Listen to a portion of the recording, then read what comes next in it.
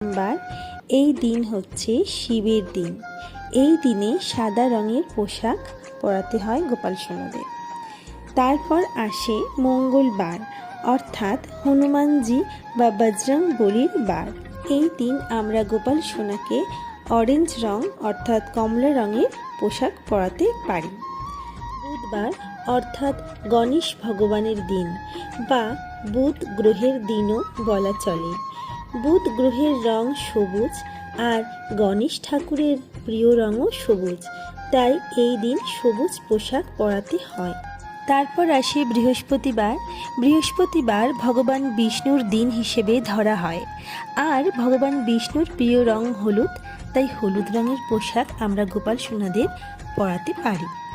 তারপর আসে শুক্রবার, অর্থাৎ মাতা লক্ষ্মীর দিন। এই দিন বিভিন্ন রঙের পোশাক আমরা পরাতে পারি।